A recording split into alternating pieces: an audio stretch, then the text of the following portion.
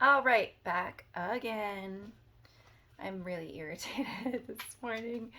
So, we've got somebody, this reading, if it's for you, if you've got sort of almost like opposing energies happening in or around you. I mean, I guess that's everybody. It's like the vibe of not just opposing energies, but energies that can be very hard to marry to each other. And right now I'm thinking fire and water, because those are mine. I'm big on both. um, yeah, being Aries sun and rising, and the Aries sun makes it into the 12th house, which is Pisces. Um, Rising's first house, so that's whatever. It's like fire, fire. But then the moon is fourth house Cancer, which is his own house. So, yeah, and its own planet. Oh, ironically, Elden Ring DLC is out. I'm gonna start playing that again, and woohoo! My favorite ending. This is Moon Bay. Oh, she's technically Moon Goddess in the game. Oh my goodness. All right. So yeah, you do have it within you. This is somebody whose prayers and thoughts are very powerful. I'm gonna say that right now. And thoughts are air. Maybe it's emotions and passion. When you're feeling those things. So it's let's see, what's the situation? Oh. So there's a cooperation happening. Three of Pentacles. Okay. So yeah, it's got to be around you. You've got to be in a group of people that are not blending right at the moment. Um okay, and it is reflective of what's going on inside you. So here's a prayer. Whoever you pray to, it doesn't matter, but you do need to pick something. I believe in one creator, one intelligent form of energy that is in everything and everyone, including ourselves, and that is the God I pray to. I don't think that that God is different from the God in the Bible or the God in the Quran or the creator of my native ancestry, or um, his name is Nas in our culture. Or, do you know what I mean? Like, I don't believe that it's different. Even Buddhism, that has multiple like deities, believes in a light. And I believe that in a dimension, it is all light energy. It is the finest energy.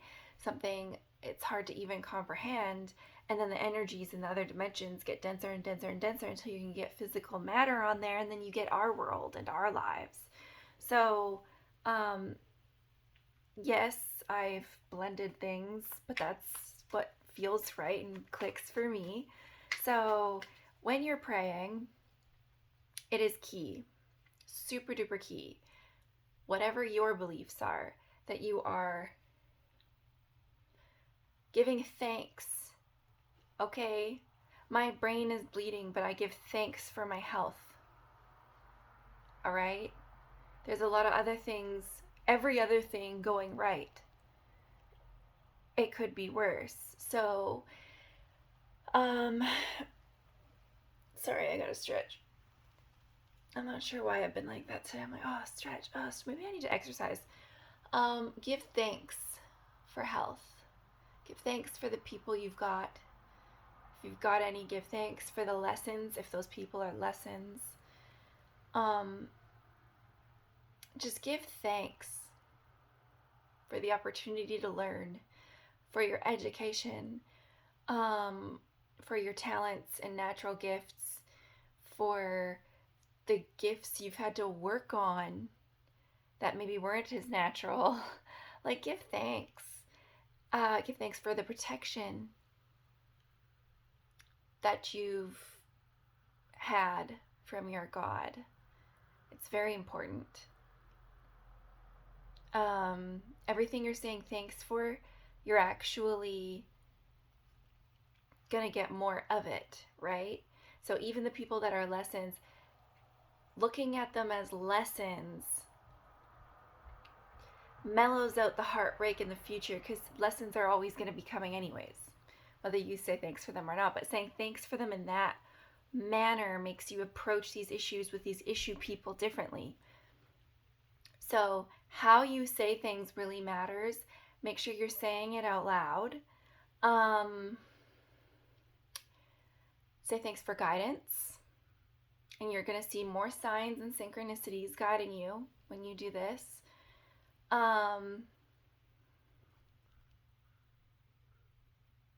Say thanks for wisdom. Right now, wisdom's the one, because we're trying to blend energies that are having a hard time blending. So that takes wisdom. Ask for those. Say thank you for sending me the clarity on how to go about with this situation. You say that situation. Because I can see that because of how strongly you feel emotions, and then also creative emotions are like structured, kind of, you know what I mean? Like they have a label and a name. Passion is a lot less structured. Passion could be anger. Passion could be like just caring like a lot. Like it's hard to put your finger on the right one word for passion, right? It can be intense care for a person or a project or a cause. So I'm speaking to somebody who does have a lot of fire and water, because passion and even vitality, that's fire.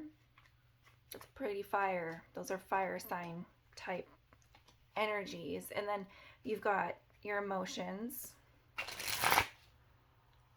which is water. Your intuitions, water. Fire is instinct. You very naturally connect with a flow to the divine. So I highly recommend that right now. I'm not even doing cards. I'm just like trying to see the energy. Okay. So recommended course of action. I already said it, but you know, let's see if it has anything extra. Be authentic. That's another word for describing you. These feelings that you feel so strongly, that is authentic you. There are people that shut those things away from themselves. They turn their feelings and passions off, believing that it leads them to act and react wrongly, when we are actually growing, right? Like instinctually reacting, reactions. Those can change as with us as we grow and the environment grows, right? Because obviously one reaction, it might work here, but as people grow up and time goes on, maybe it's just no longer appropriate to react like that, right? It served its purpose, it's done. It's a process. And you can let it go and find a new reaction, and it does take time and effort, but do not shut. This is actually so powerful for you to have. I don't want you shutting off your feelings and passions, but maybe changing reactions or what you do with your feelings and passions. That makes you who you are, right? You're not victim to your feelings and passions. So stay authentic you. Your feelings and passions, nothing wrong with them, even if they're negative. It's how you react to them that matters. How you say, it's not what you say, it's how you say it, kind of thing. It's not what you do, it's how you do it, kind of thing, right? Like,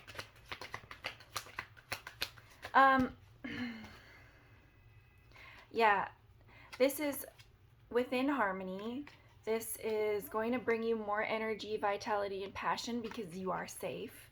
And you actually graduate from this 9 of Pentacles authentic, attractive vibe to a Royal Earth card, the Queen of Earth or Pentacles.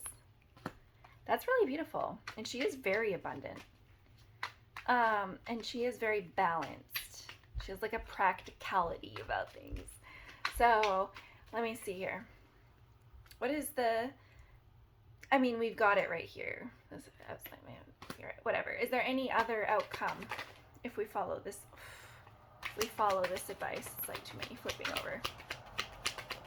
I'm knocking my, I don't like this bed. It's so bouncy.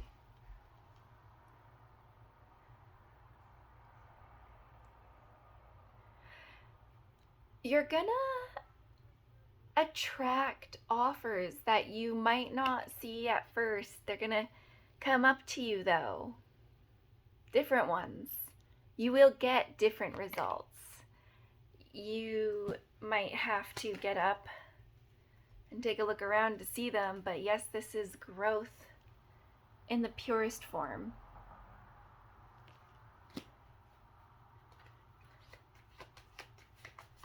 Anyways, how long has this been? 11 minutes? All right, we are done the reading.